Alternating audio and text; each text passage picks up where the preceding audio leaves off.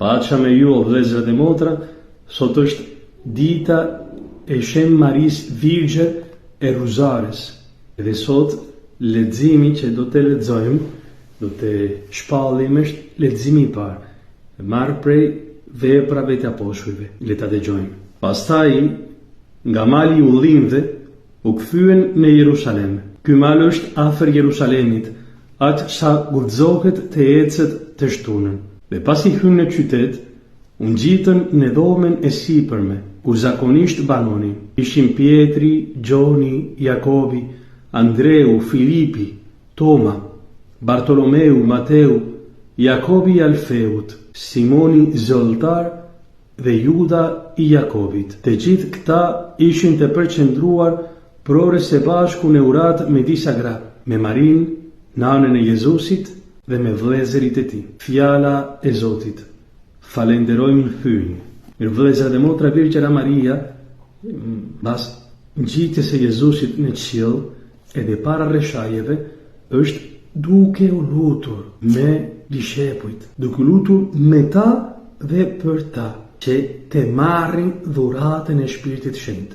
Misteri i mishërimit të Jezusit edhe vepra e Virgjeres Mari, që ajo ka kënë ngjitur, ka kënë së bashku me birin e vet deri në kryq, edhe ka eksperimentuar në trupin e vet pushtetin e ngjalljes së Jezusit, që ajo sot është në qiell me trup dhe me shpirt. Edhe këto gjana kanë ndodhur në jetën e saj fal Shpirtit Shenjtë, që ajo të jetë plotësisht e ngjitur me Jezusin. Edhe Virgjera Maria ka këtë dëshirë që edhe ne të jemi ngushtë me Jezusin, që jeta e Jezusit të realizohet në ne. Kjo festë që sot festojmë është ka si rrënjë fakti se ushtrit katolike e Evropës në vitin 1571 kanë fituar kundër ushtrin otomane, dhe kishte dëshirë të hyjnë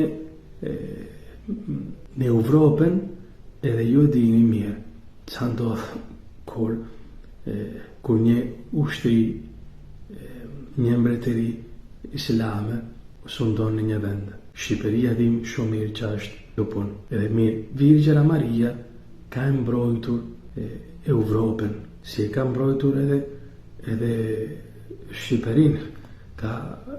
Krishterimi nuk ka kënë shkatërruar në Shqipërinë, edhe shumë familjet kanë qëndruar me fe mbas sulmit islamik, edhe mbas sulmit e komunizmit, kanë qëndruar edhe fal lutjes së Ruzares së Shenjtë.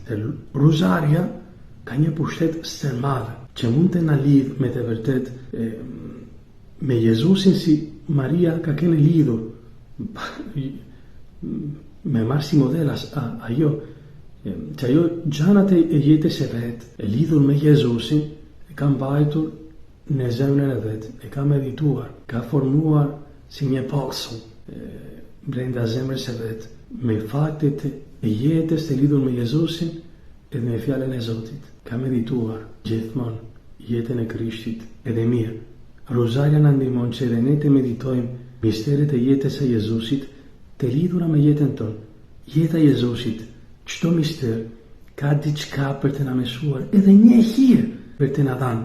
Edhe kur ne lusim Rozaren, është mirë që jena të vëmendshëm ndaj misterit, të kundrojmë e të marrim ndonjë mësim për jetën tonë.